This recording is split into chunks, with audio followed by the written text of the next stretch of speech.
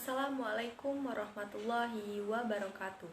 Perkenalkan, nama saya Siti Ani Nuraini dari Program Studi Bahasa dan Sastra Indonesia. Di sini saya akan menjelaskan mengenai apa itu bahasa sebagai sistem. Sebagai sebuah sistem, bahasa itu memiliki sifat sistemis dan sistematis. Apa itu artinya? Kita lihat di sini. Sistemis itu artinya berurutan, berarti tidak acak-acakan dan tidak sembarangan. Sedangkan sistemis, bahasa itu bukan merupakan sistem tunggal, seperti subsistem fonologi, sistematis, dan morfologi. Kemudian ada bahasa sebagai lambang. Bahasa sebagai lambang itu merupakan lambang dengan berbagai seluk-beluknya dipakai orang-orang ilmiah untuk mengkaji semiotik dan semiologi, yaitu ilmu yang mempelajari tentang tanda-tanda yang ada di dalam kehidupan manusia, seperti bahasa. Kemudian ada yang namanya bahasa adalah bunyi. Bahasa adalah bunyi artinya satuan bunyi yang diucapkan oleh manusia. Di dalamnya ada fonetik dan fonemik. Kemudian ada bahasa itu bermakna. Karena bahasa itu mempunyai lambang-lambang, maka bahasa itu memiliki maknanya tersendiri. Sesuatu yang mengenai konsep, ide, dan pemikiran. Makna yang berkenan dengan morfem dan kata disebut makna leksikal. Yang berkenan dengan frase, klausa, dan kalimat disebut dengan gramatikal, dan yang berkenan dengan wacana disebut makna pragmatik atau makna konteks. Kemudian ada yang namanya bahasa itu sebagai arbiter. Bahasa itu arbiter. Nah, kata arbiter dapat diartikan sewenang-wenang, berubah-ubah. Yang dimaksud dengan istilah arbiter itu tidak adanya hubungan wajib antara lambang bahasa dengan konsep atau pengertian yang dimaksud oleh lambang tersebut. Kemudian ada bahasa itu konvensional. Meskipun hubungan antara lambang bunyi dengan yang dilambangkan bersifat arbiter, tetapi penerimaan lambang tersebut untuk suatu konsep tertentu yang bersifat konvensional. Artinya, semua anggota masyarakat bahasa itu mematuhi konversi bahwa lambang tertentu digunakan untuk mewakili konsep yang diwakilinya. Jadi, kalau kearbiteran bahasa pada hubungan antara lambang-lambang bunyi dengan konsep yang dilambangkannya, maka kekonversionalan bahasa terletak pada kepatuhan para penutur bahasa untuk menggunakan lambang itu sesuai dengan konsep yang dilambangkannya. Kemudian yang ketujuh ada bahasa itu produktif. Bahasa itu produktif artinya meskipun unsur-unsur itu terbatas, tapi dengan unsur-unsur dengan jumlah yang terbatas terdapat di luar satuan-satuan bahasa yang jumlahnya yang tidak terbatas, meski secara relatif sesuai dengan sistem yang berlaku dalam bahasa. Kemudian ada bahasa itu unik. Unik artinya mempunyai ciri khas yang spesifik yang tidak dimiliki oleh orang lain.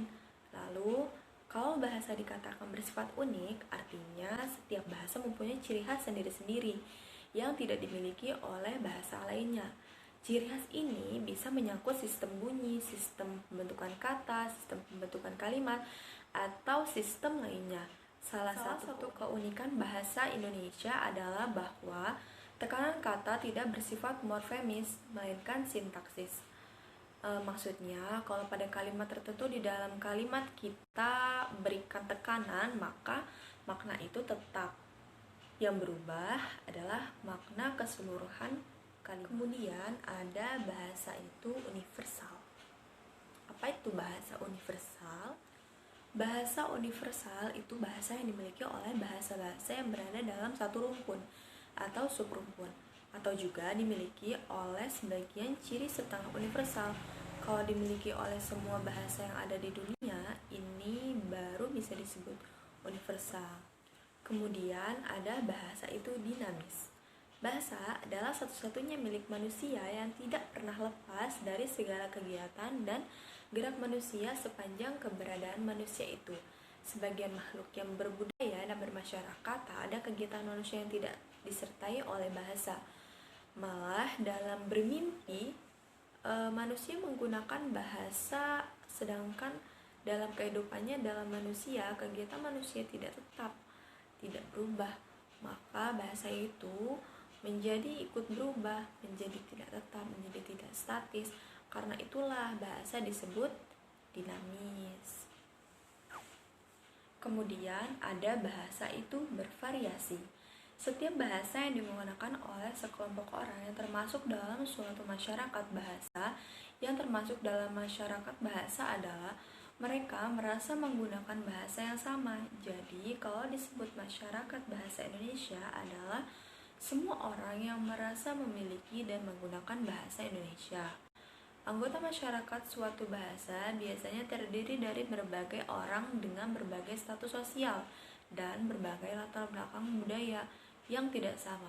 Oleh karena itu, karena latar belakang dan lingkungan yang tidak sama, maka bahasa yang mereka gunakan menjadi bervariasi atau beragam, di mana antara variasi itu ragam yang satu dengan yang lainnya seringkali mempunyai perbedaan yang besar. Contohnya aja di Indonesia. Di Indonesia itu kan banyak nih ya suku-sukunya, suku-suku seperti Sunda, Lampung, Jawa, tapi tetap bahasanya itu Indonesia. Kemudian ada bahasa itu manusiawi. Kalau kita menyimak kembali ciri-ciri bahasa yang sudah dibicarakan tadi, bahwa bahasa itu adalah sistem lambang bunyi yang dihasilkan oleh alat ucap. Manusia bersifat arbiter, bermakna, dan produktif, maka dapat dikatakan bahwa binatang tidak mempunyai bahasa. Dia bisa berbicara sesama jenisnya, bisa berbicara dengan manusia dengan bahasanya. Nah, tapi tetap alat komunikasi kita tidaklah sama dengan alat komunikasi hewan-hewan tersebut, yaitu bahasa. Manusia sering disebut sebagai homo spesies, yaitu makhluk yang berpikir. Homo sosio, makhluk yang bermasyarakat. Homo fable, makhluk pencipta alat-alat. Dan juga animal rasional, makhluk rasional yang berakal budi.